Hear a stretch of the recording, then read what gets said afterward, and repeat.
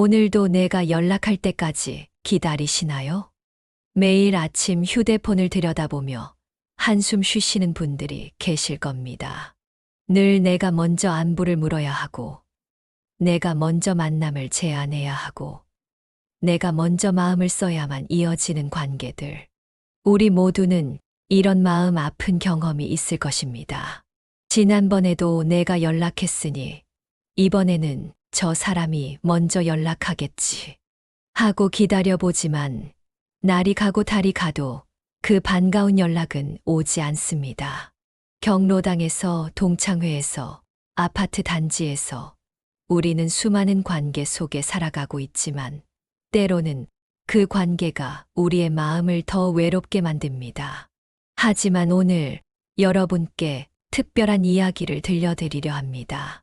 15년간 경로당을 지키다 새로운 행복을 찾은 김영순 할머니, 40년 교직 생활 후 제자들과의 관계로 고민하던 이명숙 선생님, 그리고 이웃들의 인정을 갈구하다 진정한 우정을 발견한 이정자 할머니의 이야기를 통해 우리도 모르게 빠져있던 일방적인 관계에서 벗어나는 지혜를 나누고자 합니다.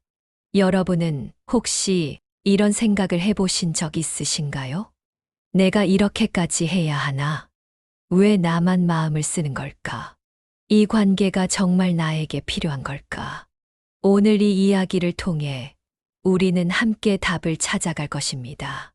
노년의 삶에서 진정으로 필요한 관계란 무엇인지, 어떻게 하면 서로가 행복한 관계를 만들어갈 수 있는지, 그리고 무엇보다 나 자신을 지키면서도 따뜻한 인연을 이어가는 방법에 대해 이야기 나누려 합니다. 이제부터 들려드릴 이야기 속에서 어쩌면 여러분의 모습을 발견하실 수도 있을 것입니다. 그리고 그 속에서 새로운 희망도 찾으실 수 있을 것입니다. 먼저 70대 김영순 할머니의 이야기를 들려드리고 싶습니다. 15년 동안 같은 아파트 경로당을 다니셨던 김 할머니는 매주 월요일이면 새벽 5시에 일어나 경로당 대청소를 하셨습니다. 구석구석 먼지 하나 없이 깨끗하게 청소하고 화장실도 손수 닦으셨죠. 화요일은 공동 식사를 위한 장보기였습니다. 시장 이곳저곳을 돌아다니며 가장 싱싱한 재료를 고르고 덤도 받아오시며 회원들의 입맛을 맞추려 애쓰셨습니다. 수요일에는 문화 프로그램을 준비하셨습니다. 젊었을 때 배웠던 색소폰을 연주해 주시기도 하고 손주들에게 배운 스마트폰 사용법을 다른 어르신들에게 알려주기도 했죠. 목요일은 경로당 텃밭을 가꾸는 날이었습니다. 직접 모종을 심고 가꾼 상추며 고추는 회원들 모두가 나눠 가졌습니다.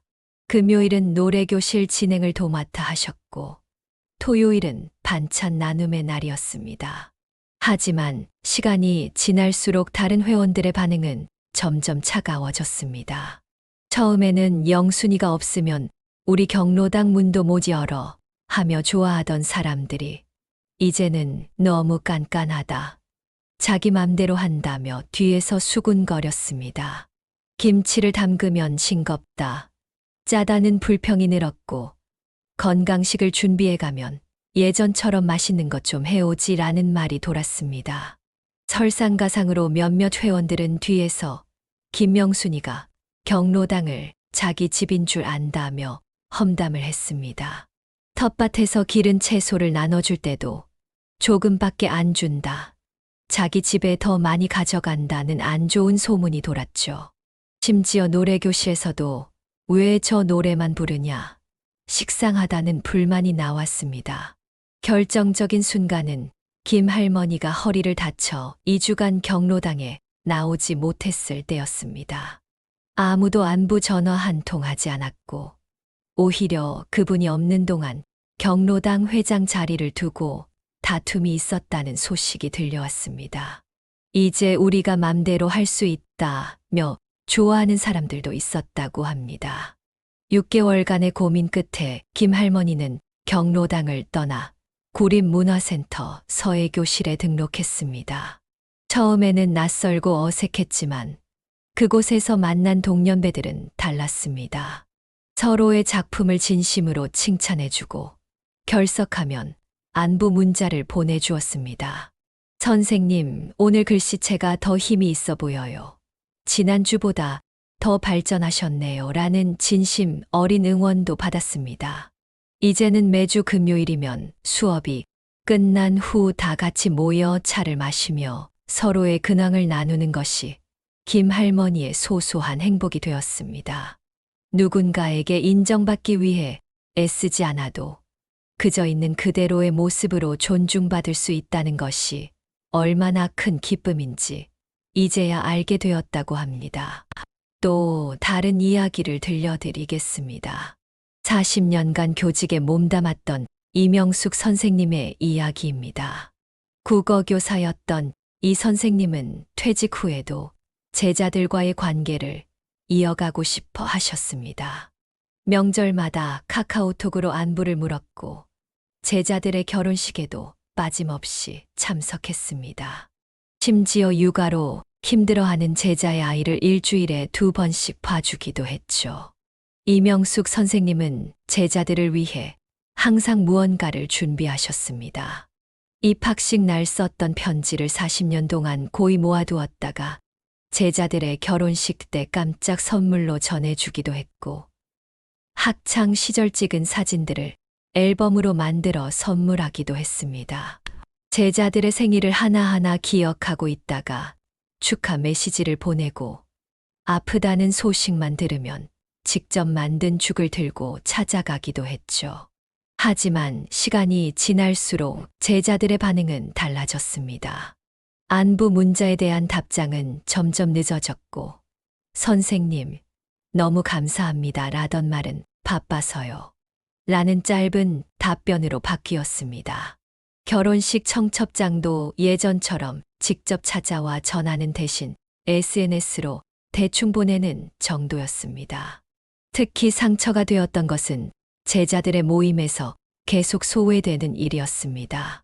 우연히 SNS에서 제자들의 동창회 사진을 보게 되었는데 자신은 초대받지 못했다는 사실에 큰 상처를 받으셨습니다. 더구나 그 자리에는 평소 자주 연락하던 제자들도 있었죠. 나중에 알고 보니 제자들 사이에서 선생님이 오시면 편하게 못 놀아 너무 어른스러운 자리가 된다는 이야기가 있었다고 합니다. 육아로 힘들어하는 제자의 아이를 봐주던 것도 결국 오해로 끝이 났습니다. 어느 날 그 제자의 남편이 왜 자꾸 우리 집 일에 관여하시냐며 서운한 말을 했고 결국 그 이후로는 연락이 끊겼습니다. 이명숙 선생님은 그제야 깨달았습니다. 자신이 생각했던 사제의 정이 이제는 통하지 않는 시대가 되었다는 것을요. 상담 선생님과의 대화를 통해 이명숙 선생님은 새로운 깨달음을 얻으셨습니다. 제자들에게 스승은 추억 속의 한 페이지일 뿐 현재 진행형의 관계가 아닐 수 있다는 것을요. 이제는 한 달에 한 번 같은 처지의 퇴직 교사들과 만나 수업 준비하느라 바빴던 그때를 추억하는 것으로 만족합니다. 모임에서 만난 전직 교사들은 서로의 마음을 잘 이해했습니다. 우리도 다 그랬어요.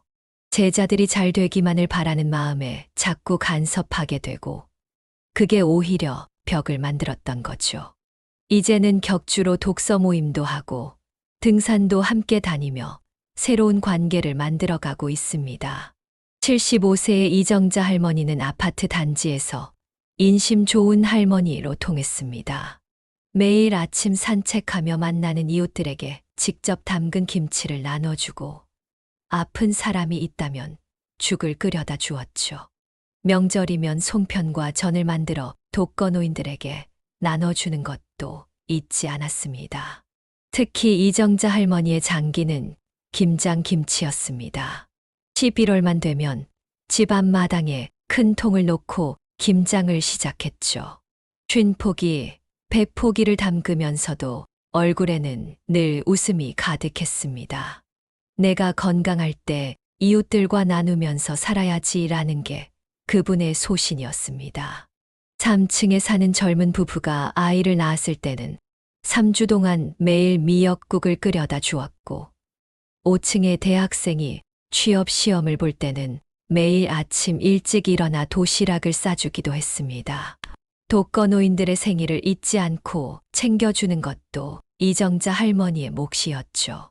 하지만 작년 겨울 이정자 할머니가 허리를 다쳐 2달간 입원했을 때는 아무도 문병 오지 않았습니다. 평소 그녀의 음식을 즐겨 먹던 이웃들도 병문안은커녕 안부 전화 한 통 하지 않았죠. 퇴원 후에야 알게 된 사실이지만 그동안 그분이 없는 사이 이웃들은 이제 공짜 반찬 못 얻어먹는다며 농담을 주고받았다고 합니다. 더 서운했던 것은 퇴원 후의 일이었습니다. 몸이 불편해 예전처럼 음식을 해줄 수 없게 되자 사람들의 태도가 확연히 달라진 것입니다. 인사를 해도 예전처럼 반갑게 받아주지 않았고, 엘리베이터에서 마주쳐도 모른 척 하는 일이 잦아졌습니다. 이 일을 계기로 이정자 할머니는 달라지셨습니다. 더 이상 이웃들을 위해 음식을 하는 대신 그 시간에 실버요가 교실을 다니기 시작했습니다.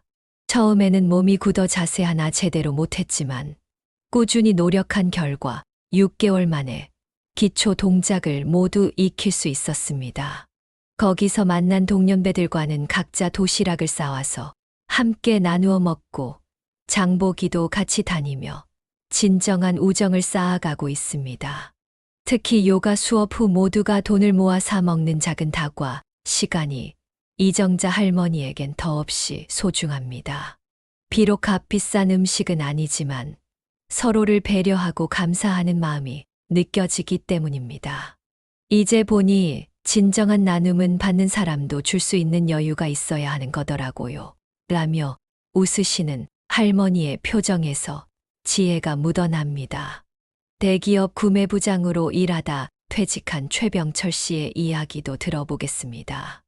67세의 최 씨는 회사 다닐 때 수많은 거래처 사장님들과 골프를 치고 식사를 하며 돈독한 관계를 유지했다고 생각했습니다. 매주 주말이면 골프장에서 만나 이야기꽃을 피웠고 서로의 자녀 결혼식에도 참석할 만큼 가까웠죠. 퇴직 후에도 한동안 그들과 연락을 주고받으며 지냈습니다. 일주일에 한 번씩 골프 모임을 제안하고 저녁 식사 자리도 만들었습니다. 퇴직금으로 차린 작은 사업을 위해 도움을 요청하기도 했죠. 하지만 시간이 지날수록 그의 연락에 대한 답장은 늦어졌고 만남은 피상적이 되어갔습니다. 한 번은 거래처 사장님의 회사 창립 기념일에 축하난을 보냈는데 꽃집에서 받는 분이 모른다고 하신다며 난을 도로 가져왔을 때는 큰 충격을 받았습니다. 30년 지기라고 생각했던 사람이 자신을 모른다고 한 것이죠. 그제야 깨달았습니다. 그동안의 관계가 진정한 친분이 아닌 단순한 비즈니스 관계였다는 것을요. 이런 깨달음은 쓰라렸지만 오히려 최병철 씨에게 새로운 삶의 전환점이 되었습니다. 이제는 매주 토요일 아침 동네 배드민턴 동호회에서 또래들과 운동하는 것이 그의 유일한 낙입니다. 승패에 연연하지 않고 함께 땀 흘리고 웃을 수 있는 시간, 그리고 무엇보다 서로를 있는 그대로 인정하는 성숙한 관계를 맺게 되었습니다. 우리가 젊었을 때는 항상 무언가를 주고받아야 한다고 생각했어요. 지위가 있어야 하고 돈이 있어야 하고 서로에게 도움이 되어야 한다고 생각했죠. 하지만 이제는 그저 함께 있는 것만으로도 충분하다는 걸 알게 되었어요. 서울시립도서관 앞에서 매주 토요일 열리는 황금나들이 모임은 이런 건강한 관계의 좋은 예시입니다. 60대 후반에서 80대까지 다양한 연령층의 어르신들이 모여 책을 읽고 토론하는 이 모임은 철저한 회비 관리와 명확한 규칙이 있습니다. 모든 회원은 매달 10,000원씩의 회비를 내고 이를 통해 간단한 다과와 책값을 충당합니다. 누군가에게 의존하거나 부담을 주지 않는 것이 원칙이죠. 또한 정치, 종교, 자녀 자랑은 금지되어 있습니다. 오직 책과 문화에 대한 이야기만 나눕니다. 처음에는 15명으로 시작했던 모임이 이제는 50명이 넘는 회원으로 성장했습니다. 매달 한 번씩 미술관이나 박물관도 함께 방문하고 분기별로 문학기행도 떠납니다. 특히 인상적인 것은 회원들 간의 배려심입니다. 귀가 잘 안 들리는 회원을 위해 자발적으로 마이크를 준비하고 거동이 불편한 회원을 위해 가까운 장소를 선택하는 식이죠. 요즘은 카카오톡이나 밴드 같은 SNS도 노년층 소통의 중요한 수단이 되었습니다. 하지만 이것도 현명하게 사용하는 것이 중요합니다. 72세 박영자 할머니는 처음 카카오톡을 시작했을 때 많은 시행착오를 겪었다고 합니다. 처음에는 밤낮으로 메시지를 보냈어요. 새벽에도 좋은 글귀나 건강 정보를 공유했죠. 그런데 어느 날 딸이 그러더라고요. 엄마, 그렇게 하시면 사람들이 부담스러워해요 라고요. 그제야 알았죠. 소통에도 때와 장소가 있다는 걸요. 이제 박 할머니는 다음과 같은 원칙을 세웠습니다. 메시지는 오전 9시부터 저녁 8시 사이에만 보내고 확인되지 않은 정보는 공유하지 않으며 장문의 잔소리성 메시지는 피하는 것입니다. 그리고 가장 중요한 것은 상대방의 답장을 강요하지 않는 것이죠. 이런 노력 덕분에 박 할머니의 카카오톡 친구들은 오히려 늘어났습니다. 이제는 매일 아침 굿모닝 인사를 나누는 친구들이 생겼고 주말이면 함께 산책하는 모임도 만들어졌습니다. 무엇이든 억지로 하면 오래 가지 못해요. 서로 편안해야 관계가 오래 갑니다. 노인 심리 상담사로 일하는 박영미 선생님은 이렇게 조언합니다. 노년기에는 특히 관계의 경계가 모호해지기 쉽습니다. 자녀들과의 관계에서도 친구들과의 관계에서도 적절한 거리두기가 필요합니다. 이는 결코 이기적인 행동이 아닌 서로를 위한 건강한 선택입니다. 실제로 많은 노년층이 은퇴 후 자아 존중감 하락을 경험합니다. 이때 타인의 관심과 인정을 받기 위해 과도한 호의를 베풀거나 반대로 완전히 고립되는 경향을 보이죠. 중요한 것은 자신의 가치가 직장이나 재산, 다른 사람들의 인정에 의해 결정되지 않는다는 점을 깨닫는 것입니다. 매일 아침 거울을 보며 자신을 칭찬하고 일기를 쓰며 감정을 정화하고 새로운 취미를 만들어가는 것으로 삶의 즐거움을 찾는 것이 좋습니다. 특히 규칙적인 운동과 충분한 휴식, 건강한 식사는 자기 돌봄의 기본이 됩니다. 우리는 지금까지 많은 분들의 이야기를 들었습니다. 15년간 경로당을 지키다 새로운 행복을 찾은 김영순 할머니, 제자들과의 관계에서 아픔을 겪은 이명숙 선생님, 이웃들과의 일방적인 베풀매에서 벗어나 진정한 우정을 발견한 이정자 할머니. 그들의 이야기는 우리에게 무엇을 말해주고 있을까요? 어쩌면 우리는 너무 오랫동안 관계라는 이름의 무게를 지고 살아왔는지도 모릅니다. 내가 먼저 연락하지 않으면 끊어질까봐, 내가 베풀지 않으면 외면당할까봐, 그런 두려움으로 스스로를 지치게 만들었던 것은 아닐까요? 하지만 이제는 알게 되었습니다. 진정한 관계는 결코 일방통행이 아니라는 것을요.